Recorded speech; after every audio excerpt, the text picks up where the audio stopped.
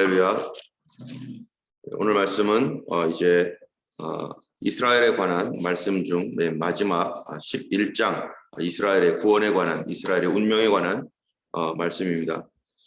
우리가 9장에서 11장까지의 말씀을 통해 우리가 이스라엘이 하나님 앞에서 어떠한 존재이고 하나님께 구약의 백성으로서 택함받은 이스라엘이 신약에서는 또 오히려 예수 그리스도를 대적하는 자가 되었고 하나님을 대적하는 자가 되어서 지금까지 이 21세기인 현재까지도 그들은 예수님을 믿지 않는 그런 상태에 계속 빠져 있는 것을 우리가 알고 있습니다.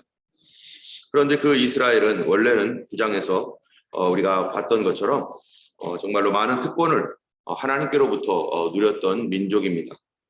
그들은 하나님 말씀을 맡은 사람으로서 그 민족으로서 하나님이 그 역사 가운데서 함께 하셨고 그 역사 속에서 하나님의 말씀이 있었고 또 9장 2절에 4절에 있는 것처럼 그들에게는 양자됨과 영광과 언약들과 율법을 세우신 것과 예배와 약속들과 또 이러한 모든 것들을 하나님께로부터 받았을 뿐만 아니라 육신으로 하면은 예수 그리스도께서 메시아가 바로 유대인에게서 나게 되었던 그러한 그 복이 이스라엘에게 있는 것입니다. 그런데 이스라엘이 이러한 하나님의 특별한 축복을 받게 된 원인은 도대체 무엇이었는가? 라고 하는 것에 대하여 9장, 10장, 11장에서 계속해서 얘기하고 있는 것은 그들이 잘나서가 아니었다라는 거예요. 그들이 의롭고 선했기 때문이 아니라는 거예요. 오히려 그들은 더 악했고 더 나빴고 또 하나님의 기준에 한참 못 미치는 그러한 존재였다는 것입니다. 때문에 신명기에서 이스라엘 백성들에게 하나님께서 가나안 땅을 주실 때 그들에게 당부한 말씀이 있어요. 신명기 9장 5절에 보면은 네가 가서 그 땅을 얻으면 너의 의로움을 인함도 아니요 네 마음이 정직함을 인함도 아니요 이 민족들의 악함을 인하여 네 하나님 여호와께서 그들을 네 앞에서 쫓아내는 것이다. 이 민족이 악했기 때문이지 너가 선하기 때문에 의로워서 네가 얻을 자격이 있는 것이 결코 아니다. 이거 기억하고 있어라 라고 말씀하시는 거죠. 또 신명기 9장 6절 그 다음 절에 보면은 이렇게 말합니다. 그러므로 네가 알 것은 네 하나님 여호와께서 너에게 이 아름다운 땅을 기업으로 주신 것이 내 의로움을 인함이 아니라 너는 목이 곧은 백성이로다. 너는 스티프넥, 목이 꼿꼿하다는 거예요. 남에게 굽힐 줄 모르고 또 고집세고 또 교만하고 그러한 이 독사 같은 마음을 갖고 있는 그 이스라엘. 하나님께서 이들을 택하신 이유가 그들의 의로움이 아니라 오히려 그들이 목이 곧았기 때문이라는 것입니다. 그들은 오히려 약한 민족이었었어요. 강한 것도 아니었었습니다. 그런데도 목이 곧은 그러한 최악이었다는 거죠. 이것이 바로 하나님의 택하심의 은혜라는 것입니다.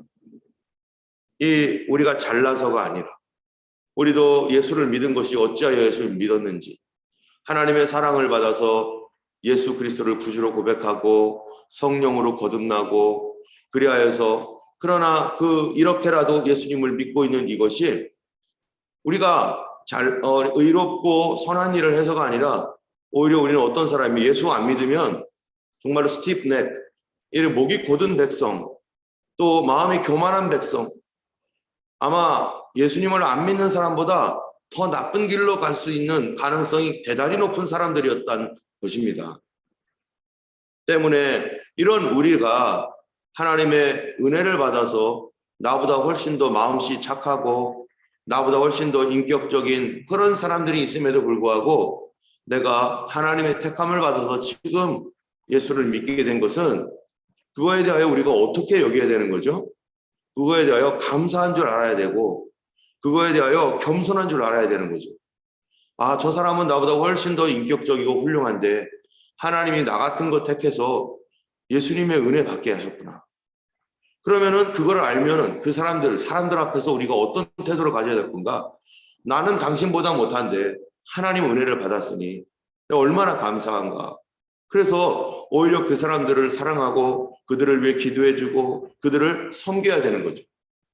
그런데 이스라엘이 다른 주변에 있는 민족보다 훨씬 더 잘난 것도 아니었고 목이 곧은 백성이었는데 하나님이 그들을 택하니까 그들이 어떻게 되는 거예요?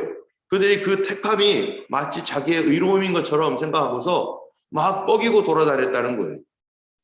예전에 그런 사람 있잖아요. 가난하게 정말 가난하게 살던 사람이 있었는데 이 가난하게 살던 사람이 어찌어찌 하다가 정말로 이 로또에 당첨이 됐다고 해보세요. 정말로 비참하게 살던 사람이 어느 날 로또에 당첨됐는데 여러분 그러면 이것이 뭔 줄 알아야 되는 거예요? 정말 놀라운 은혜인 줄 아는 사람은요. 그거를 가지고 자신의 비참함, 그 비참함 때를 기억하면서 어려운 사람들을 돕고 그러는 인품이 되어 있다면 얼마나 좋을까요?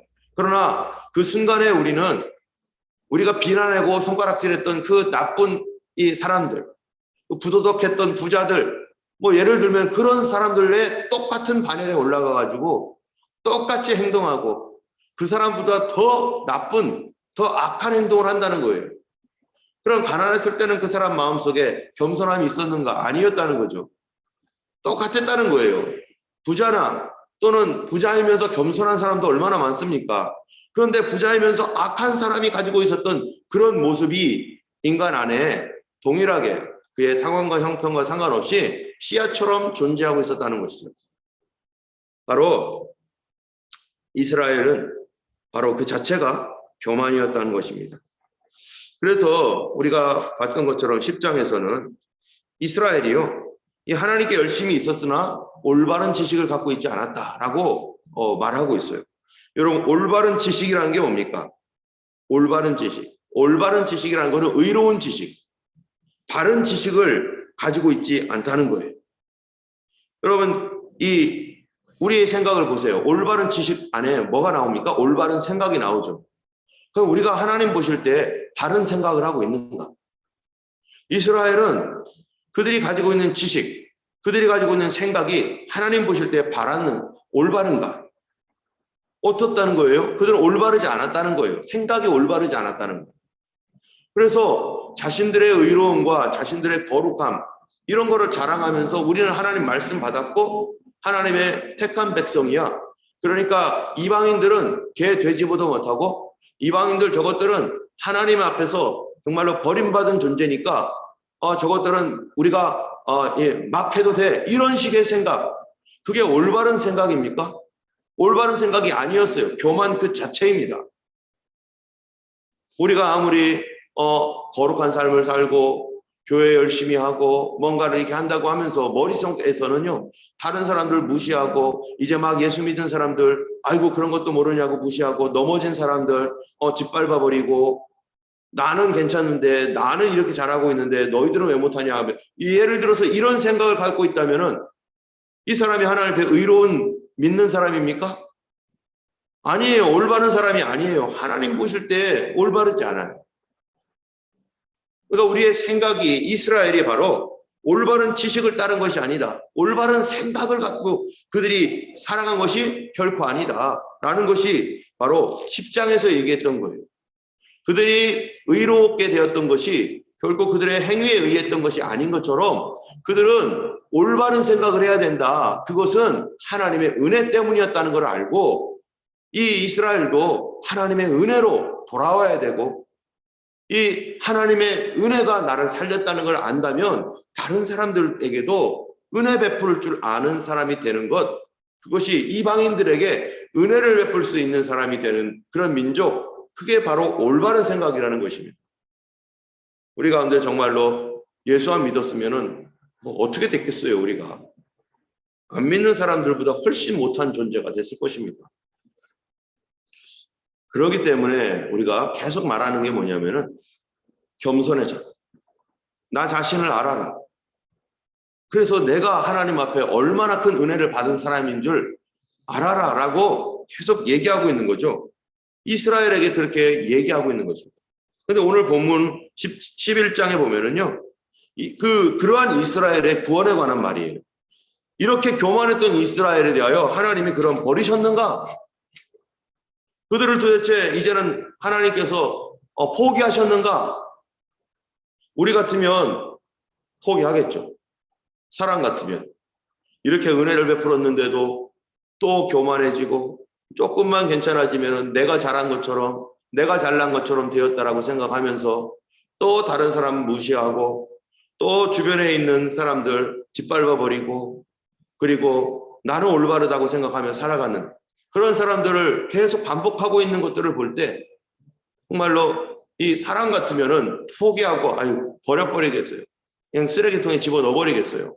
그런데 하나님은 어떻게 하시는가? 오늘 11장 바로 그 질문을 하고 있는 겁니다. 그러므로 내가 말하노니 1절에 하나님이 자기 백성을 버리셨느냐? 그럴 수 없느니라. 나도 이스라엘이니요 아브라함의 씨에서 난 자요 베냐민 지파라. 하나님이 그 미리 하신 자기 백성을 버리지 아니하셨나니 이는 성경이 엘리야를 가리켜 말한 것을 알지 못하느냐? 그가 이스라엘을 하나님께 고발하되, 자, 하나님이 그럼 버리셨느냐? 이스라엘 버리셨느냐? 물어볼 때요, 아니라는 거예요.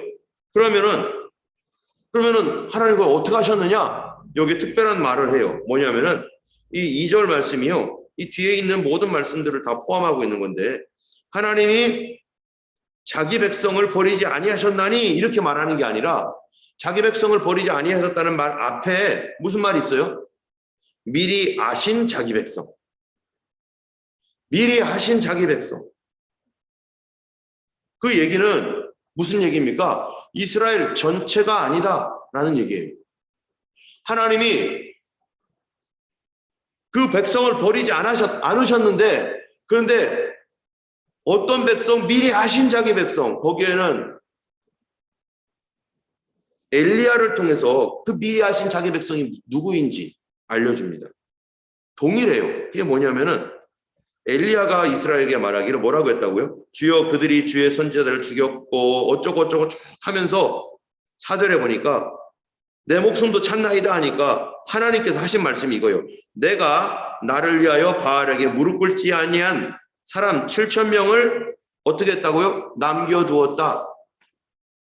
여러분, 그 이스라엘의 엄청난 핍박, 아합 왕 당시에 이스라엘이 엄청난 이 핍박을 가했습니다. 믿는 사람들에게 아합 왕이. 그럴 때 이 사람 저 사람 수많은 사람들이 어려움을 당했는데요. 그런데 그러면서 바알에게 무릎 꿇고 바알에게 절한 사람들이 많습니다. 그런데 하나님께서 7,000명을 남겨뒀대요. 이 사람들이 어떻게 남겨졌는지는 모르겠어요. 이 사람들을 하나님이 산속에다 집어넣으셨는지 아니면 그들이 끝까지 버티고 나는 절대로 절하지 않겠다 해서 그 강한 마음을 주셨는지 그건 잘 모르겠지만 어쨌든 7,000명을 남겨두었다. 7,000명을 남겨두었는데 그런데 5절에 이렇게 말해요.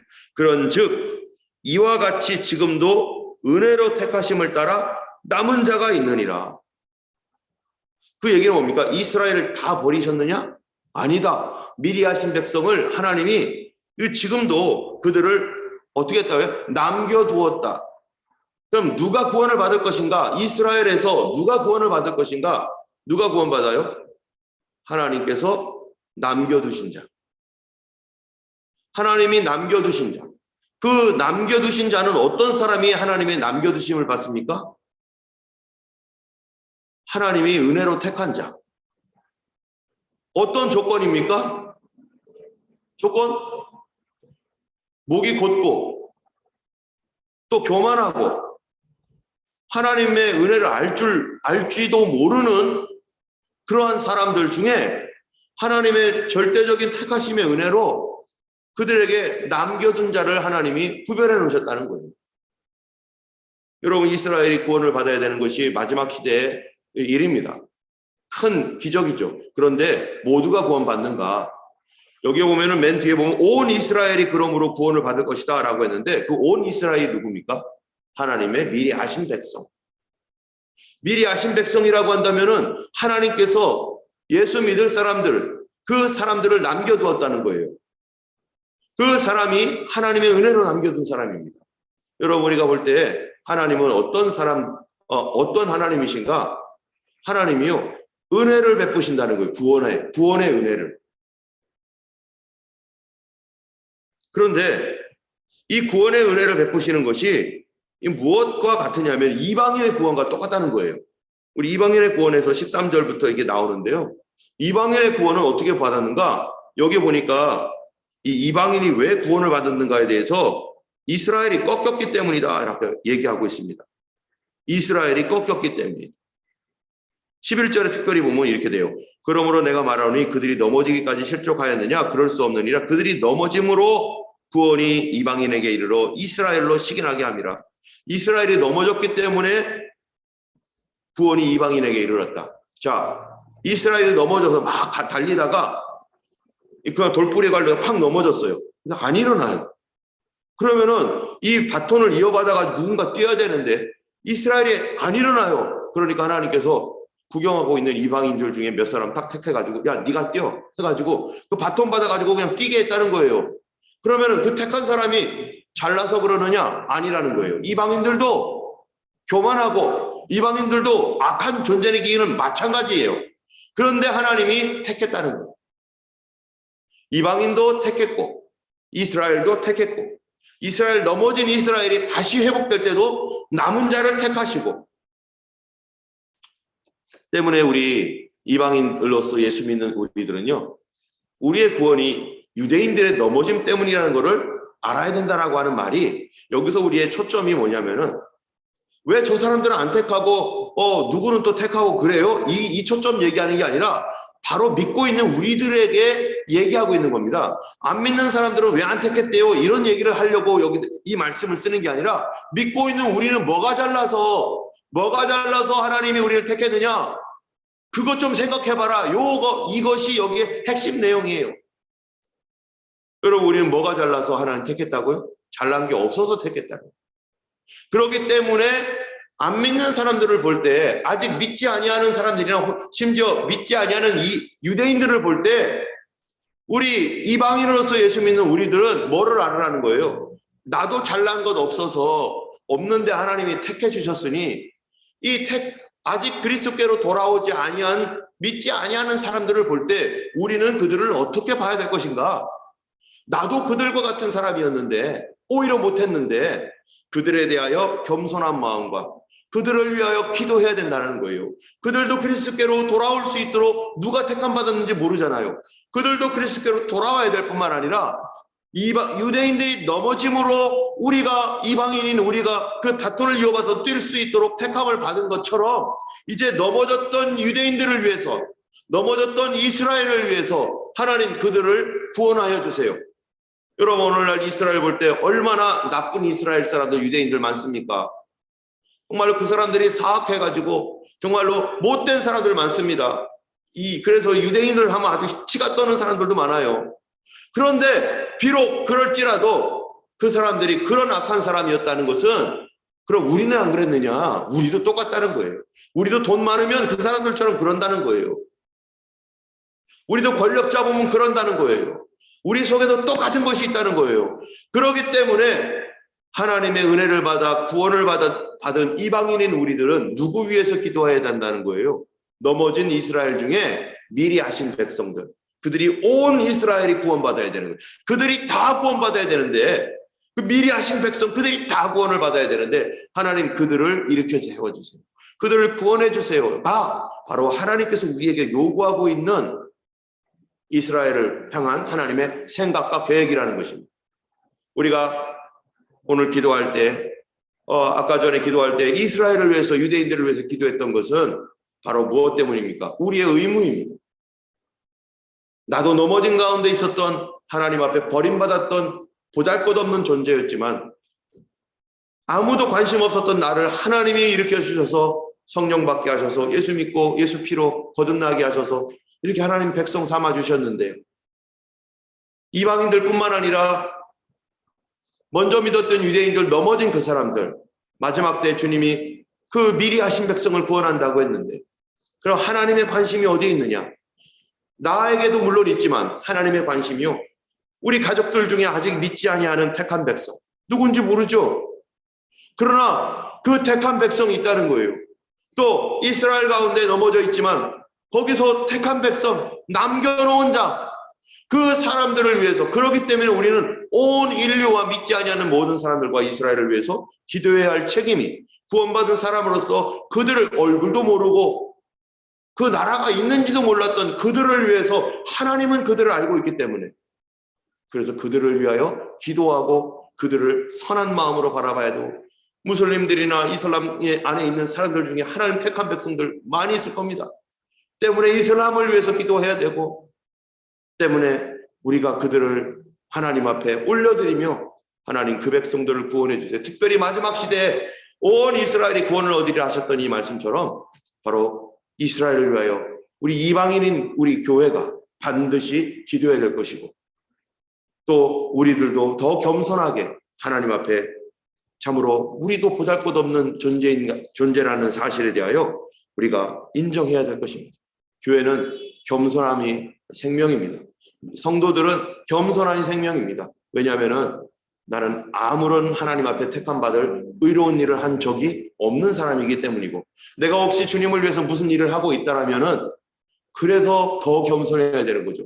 나 같은 사람이 하나님을 위해서, 주님을 위해서 무슨 일이라도 할 수 있다니 얼마나 감사한가. 나보다 훨씬 잘하는 사람 많을 텐데, 나보다 훨씬 더 잘할 수 있는 사람들 많을 텐데 나를 택해 주신 은혜 감사합니다 하며 우리가 하나님 앞에 겸손하게 날마다 엎드려서 정말로 주님이 관심을 갖고 있는 그 일에 우리가 기도해야 될 것이고, 그 영혼 돌아오도록 기도해야 될 줄 압니다. 이 시간 기도하겠습니다.